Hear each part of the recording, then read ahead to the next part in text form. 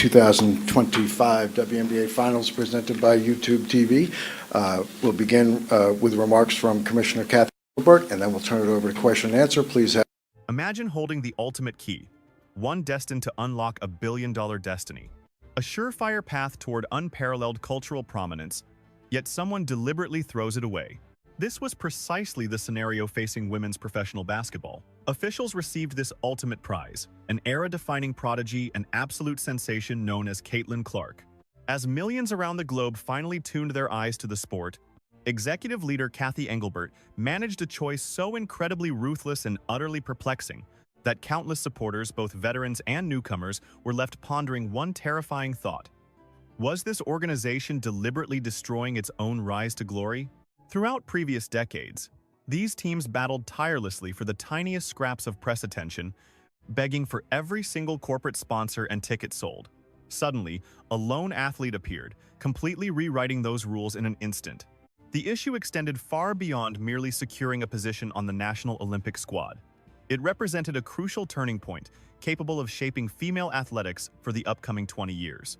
Moreover, their ultimate ruling sparked a massive inferno of backlash, heated arguments, and pure fury that still rages on today. The hidden truth concerning the private meetings inside the National Committee and corporate boardrooms remains incredibly scandalous, highly strategic, and uncovers a profoundly darker issue than the public ever suspected.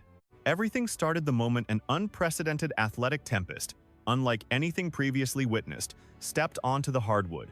Caitlin Clark represented much more than your standard university athlete. She embodied a societal tsunami, essentially an absolute uprising wearing athletic shoes. Her performances representing the Iowa Hawkeyes did far more than merely shatter female viewership metrics. They obliterated all hoops metrics, full stop, regardless of gender, peaking during the 2024 national title clash. Her legendary final university performance captured roughly 18.9 million spectators on average, eventually reaching an astonishing 24 million concurrent watchers. Placing that unbelievable statistic into context, it became the single highest-viewed hoops contest across America over a span of 5 entire years. It attracted a larger audience than the men's professional championship series then. The broadcast commanded greater attention than the concluding days of premier golf tournaments, effortlessly surpassing the ultimate baseball championship matchups. The signal sent by the nation's populace proved incredibly undeniable, ringing out like a final second horn. Society had no general desire for the sport. Audiences explicitly demanded witnessing Caitlin Clark command the court. Consequently, upon her unavoidable selection as the very first pick by the perpetually defeated Indiana Fever franchise, that colossal, hyper-engaged following migrated straight into the professional women's circuit alongside her. An institution which spent 25 years fighting the stigma of remaining a fringe activity abruptly transformed into the most coveted attraction available. The Stars' inaugural pro match, aired across major sports networks, commanded an average of 2.1 million watchers, becoming their highest-rated contest in 20-plus years. Franchises completely used to competing inside silent, mostly vacant venues frantically relocated their scheduled bouts against Indiana toward gigantic men's arenas, simply to house tens of thousands of supporters. Countless individuals were arriving for their inaugural experience, desperately hoping to witness her legendary deep-range shooting abilities. Apparel bearing her number 22 completely vanished from retail websites within 60 minutes following the draft. It hardly stopped at being popular. Her merchandise eclipsed the total combined uniform sales of all remaining athletes across every single opposing roster. The rookie functioned as a solitary economic boom. Her impact forced executives to finally resolve the ongoing private jet debate. The immense safety hazards and travel chaos surrounding the globe's biggest female star on public airlines turned totally impossible. This astonishing impact was completely undeniable. The surge proved deeply measurable, representing the absolute greatest blessing these officials had ever obtained. Yet, while audiences and broadcasting giants, alongside massive corporate backers, happily cheered her entrance, a noticeably darker, significantly aggressive atmosphere started festering within the locker rooms amongst the exact colleagues positioned to profit off her incredible stardom. Officials displayed a glamorous facade toward the masses, yet deep in the shadows, an incredibly vicious, borderline sadistic reception was carefully orchestrated. Starting precisely from the opening tip-off of her debut match, everyone clearly saw the young star getting maliciously hunted. The extreme level of physical aggression leveled against her completely eclipsed standard newcomer initiation rituals, entirely bypassing those traditional introductory trials considered a normal rite of passage for elite prospects. She faced severe body checks, brutal shoves, took elbows to her ribs, and got slammed downward with a disturbing, relentless frequency, frequently escaping any referee whistles, making the judges appear entirely complicit in this hidden trial. Established athletes apparently forged an unspoken agreement to mentally crush the rookie. They sought to demonstrate that professional play was a terrifying monster, an arena where her collegiate legendary status held zero value. However, a singular, explosive moment finally shattered the facade, laying bare the sheer, unbridled hostility targeting her for a global audience to witness. While millions watched a broadcasted clash against the Chicago sky, athlete Chennedy Carter stood anticipating an inbound pass. She lingered just steps away, completely disengaged from the unfolding sequence and nowhere near defensive position. Erupting with sudden malice, her rival launched a brutal, unprovoked strike accompanied by harsh words, violently throwing the rookie onto the polished court without any strategic justification whatsoever. This constituted a purely malicious ambush, deliberately executed far from the actual action. Officials bafflingly ruled it a standard violation, a judgment so profoundly absurd that executives at headquarters, drowning beneath an absolute tsunami of furious backlash, ultimately had no choice but to elevate the penalty to flagrant status once the buzzer sounded. If the collision was horrifying, the aftermath spoke volumes. The instigator stubbornly dodged every single inquiry during media availability, letting a deafening silence reign.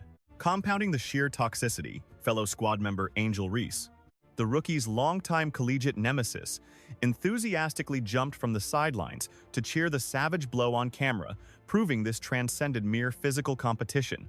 It reeked of deeply rooted vendettas. A crystal-clear warning had been delivered, targeting the phenomenon herself and her countless adoring supporters simultaneously. Their supposed savior, the Golden Child anointed to rescue the organization, was utterly unwelcome in their territory. Yet, those visible hardwood skirmishes merely masked a far darker, significantly heavier war secretly raging inside boardroom shadows. A treacherous clash involving monumental egos and hidden power ultimately birthed a choice that left global athletic communities entirely paralyzed by shock. While professional tensions constantly threatened to explode, an absolutely colossal international spectacle began casting its immense shadow.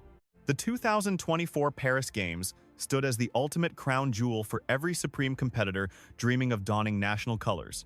An absolute lifelong fantasy made real. Given a superstar possessing such an earth-shattering aura, nearly every pundit, supporter, and corporate giant treated her roster spot as an unshakable certainty. Nobody questioned whether she would make the cut. They merely counted the hours until the official declaration arrived. The American women's national squad operates as a relentless empire, crushing global rivals for generations, equipping them with the most beloved, highly viewed athletic prodigy alive alongside their galaxy of icons felt like the most incredibly brilliant, no-brainer strategy possible. Consequently, this selection transcended her breathtaking court wizardry entirely, even if those mythical, deeply lethal perimeter missiles promised to completely obliterate any foreign defensive schemes. This revolved heavily around the fundamental economics of athletics and rocketing the game's overall trajectory upward. These games provided a once-in-a-lifetime vehicle to showcase the phenomenon, thereby elevating the entire league before billions of international spectators. Network chiefs running the massive television syndication heavily salivated over skyrocketing viewership projections. A dedicated lens permanently fixed upon the prodigy felt entirely inevitable, capturing each explosive play to mesmerize endless waves of curious international watchers familiar only with faint legends of a Midwestern maestro. Her presence far exceeded mere anticipation, representing an absolute corporate necessity engineered to ensure the vibrant future and exponential expansion of female athletics everywhere. Destiny had flawlessly arranged an international crowning ceremony deep within the French capital. This very juncture promised to transform a domestic marvel into a certified worldwide deity, simultaneously forging infinite fresh supporters for the organization. At least, humanity assumed so. When the revelation surfaced during a tranquil Sunday, it struck athletic communities with devastating, earth-shattering force. A ferocious lightning strike reverberated violently throughout countless broadcasting channels and digital timelines alike. So, Confidential sources revealed the 12-woman squad representing America abroad, leaving one glaring omission. The generational phenom was entirely absent. Total, paralyzing shock instantly blanketed the masses, swiftly mutating into an unstoppable inferno of blistering outrage. Why would decision-makers deliberately abandon the absolute most revolutionary, deeply cherished figure their universe had ever witnessed?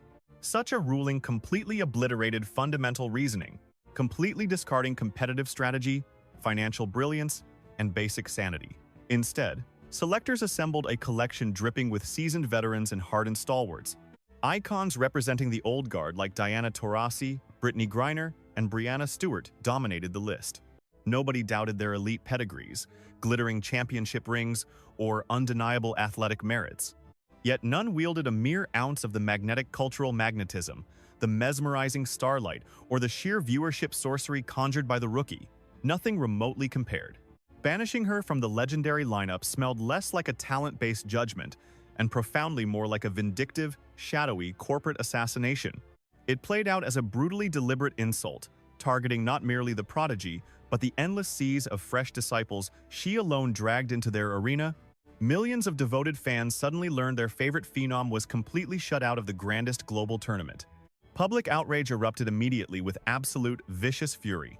Athletic commentators, television broadcasts, and digital timelines instantly ignited into chaotic, blazing arguments across the board.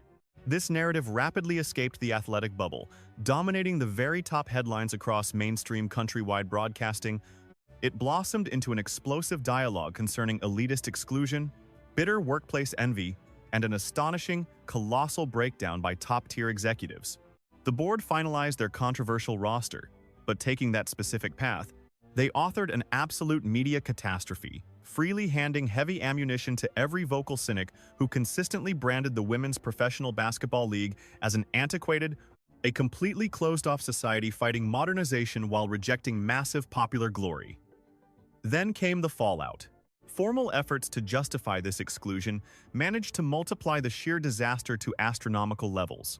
Confronting a massive blazing wildfire of societal anger and allegations of deliberate disrespect, the absolute highest authorities leading American international hoops were forced into producing a somewhat plausible justification. Those formal justifications finally presented regarding her jaw-dropping omission felt incredibly hollow, landing perilously close to outright offensive disrespect. Board members used shadowy journalistic whispers to blame the young starlet's remarkably brief rookie resume, carefully emphasizing how, during that exact moment of deliberation, she possessed merely minimal professional appearances. Leadership simultaneously murmured vague, highly timid warnings regarding group synergy, subtly suggesting that dropping an incredibly radiant, alongside an undeniable attention-grabbing phenom, might fundamentally shatter the fragile harmony within a deeply entrenched locker room. Yet those pathetic justifications instantly disintegrated the very second serious analytical pressure was applied. That veteran status narrative suffered a swift, brutal execution. Once athletic researchers and knowledgeable commentators noted how historical icons like Breanna Stewart during 2016 and Candace Parker in 2008 captured international roster spots as sheer rookies holding virtually zero professional mileage. Historically, bringing fresh prodigies onto the massive global platform represented a totally standard organizational strategy. That locker room cohesion defense proved significantly flimsier and honestly felt exponentially more offensive. It served as transparent executive-level jargon, implying the entrenched older athletes basically despised the idea of her presence entirely. The situation fed flawlessly into a scandalous storyline brewing for months, whispering that seasoned league veterans harbored immense, bitter spite toward this young sensation's immediate, magically smooth rise to absolute fame and the historic spotlight she effortlessly controlled. An unacknowledged reality, which the entire populace secretly believed yet nobody dared utter formally, overwhelmingly suggested these decision-makers were simply paralyzed by pure terror. They deeply feared the massive journalistic carnival practically guaranteed to shadow her throughout France. Leadership dreaded an absolute revolt from fierce supporters and press members should the head strategist deny her adequate minutes on the hardwood. Most terrifyingly, executives absolutely panicked over angering highly influential older athletes, specifically focusing on an icon like Diana Taurasi, whose undeniable competitive hostility and remarkably venomous press conference remarks visibly proved they absolutely refused to hand their prestigious crown toward any rising youth. Consequently, formal excuses operated as mere cowardly illusions, hiding a profoundly toxic, wildly complex hidden truth. A truth permanently anchored in shady organizational power struggles, individual grudges, and pure, unfiltered envy. However, the utter silence coming directly from the singular authority figure capable of soothing this tempest ultimately exposed the ruthlessly cold, incredibly deliberate essence behind the whole disastrous maneuver. While public outrage violently twisted, totally beyond any containment, massive global attention shifted squarely toward League Chief Kathy Engelbert. The ultimate chance had arrived to display true dominance, forcibly reclaiming the spiraling storyline, furiously protecting the association's absolute greatest prize, while comforting countless fresh spectators by proving this female basketball institution operated as a truly progressive, cutting-edge enterprise, prepared for grand exposure. Instead, hungry audiences consumed an epic clinic in hollow executive jargon, pathetic dodging, and one truly heartbreaking, incredibly botched golden chance. Her official press releases felt incredibly timid, aggressively guarded, while proving a total, spectacular inability to comprehend the sheer intensity behind societal fury. She mechanically shielded the choosing panel's supposedly autonomous methods, constantly attempting a massive conversational redirection toward those talented women actually securing a roster spot. This tactic basically blindfolded everyone to the massive 800-pound beast wrecking the room. An absolute perfect window existed to deliver profoundly moving words validating the young phenom's legendary influence while radiating joy regarding her destined international dominance. The boss absolutely should have championed her enterprise as the glorious fortress housing Earth's most heavily discussed sports sensation. An individual possessing such absurd talent, she single-handedly ignited fierce, countrywide argumentative fires. Ultimately, she opted for incredibly bland, utterly soulless administrative babble, satisfying literally zero listeners while dumping gallons of premium fuel upon a raging inferno. That remains the genuinely devastating betrayal referenced earlier. The scandal went far beyond a mere panel stripping a gifted athlete of her rightful roster spot. The true tragedy struck when the league's highest authority, confronting a firestorm fueled by toxic envy and bitter exclusion, deliberately shielded the fading veterans while utterly sacrificing their once-in-a-generation phenom. The commissioner's muted reaction and pathetic justifications for the exclusion broadcasted a terrifyingly clear signal globally. Those in power stood entirely paralyzed or maliciously reluctant to embrace the absolute miracle they had just been handed. This monumental betrayal from the top marked the worst possible misstep during the most vital growth phase of their 28-year existence. Yet the absolute devastation of banning Caitlin Clark from the national squad eclipsed a simple plane ticket to the Paris tournament. This signified an overwhelmingly catastrophic and entirely unforgivable commercial disaster. A staggering, billion-dollar nightmare that the league and their television networks would painfully mourn for decades. The international competition is